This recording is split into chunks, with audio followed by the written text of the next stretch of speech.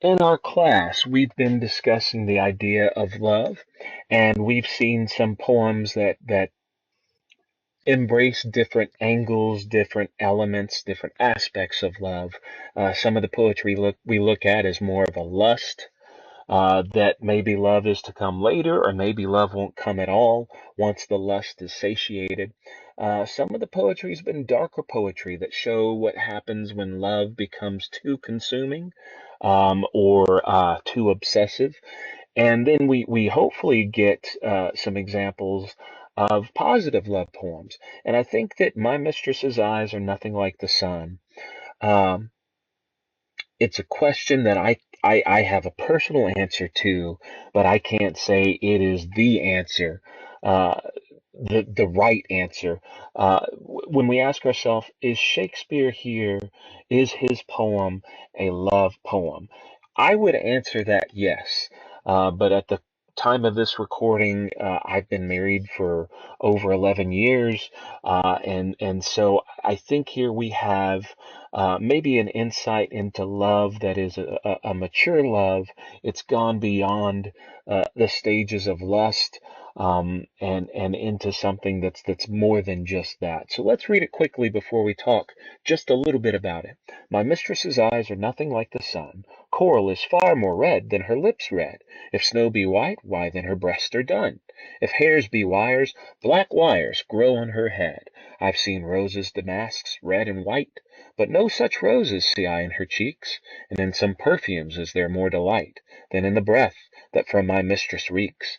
I love to hear her speak, yet well I know that music hath a far more pleasing sound. I grant I never saw a goddess go. My mistress, when she walks, treads on the ground.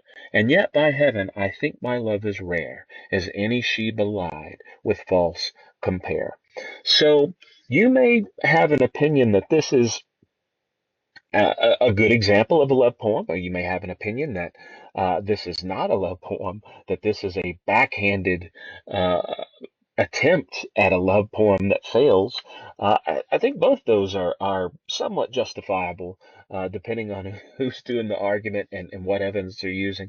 I think what's interesting here, Shakespeare, you can't say that this is Shakespeare speaking because, there's us English people, we have this big warning of you can't say that the speaker and the author are the same. But um, I think it's interesting when you look at Shakespeare and the sonnets that he writes so often are the sonnets that he kind of makes fun of here. Shakespeare is the uh, kind of the most prominent perpetrator of the types of exaggerations that he's kind of ridiculing and turning away from here. He has sonnets that are very hyperbolic as far as, oh, his love is a goddess, her voice is music, her breath is fragrance of roses. And I mean, Shakespeare's done this stuff. Literally, the very same images that he kind of playfully throws down here. And so I can't say that this is Shakespeare's voice, but I wonder if we have here um, kind of a more personal poem that's not just a speaker speaking about love, but someone who has experienced love, as complicated as it is, and the realities of it. That uh, once the Disney newness of the prince and princess stage, uh, when it cools and you're still there and you have to find why you're still there. I wonder if that's where we get this poem.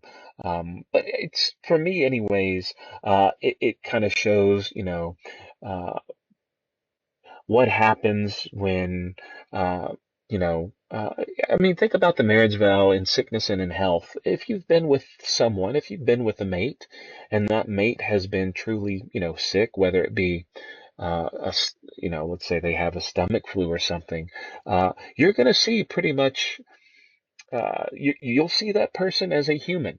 You'll see that person. There will be no masks of well, I've got my makeup on, or well, I have my tie tied straight. There will come a point in love where you see someone with all that glitter and all that pomp stripped away, and you see them for who they are, and you have to decide if you're going to stay with what you see. And I think Shakespeare here is saying yes, because I think the key to this being a love poem, for those who want to defend that it is that last couplet that we have. Yet by heaven, I think my love is rare, as any she belied with false compare. Think about rarity. You know, what makes a treasure is its rarity. If you have something that's common, it can't really necessarily be a treasure. Here, Shakespeare does call his love rare, and I think that that kind of softens the rest of it. Maybe it makes the rest of what comes before, it moves us out of the territory of being mean into being playful. Maybe not, though. I do think that it's cool here. That Shakespeare says, or the speaker says, that any she belied with false compare.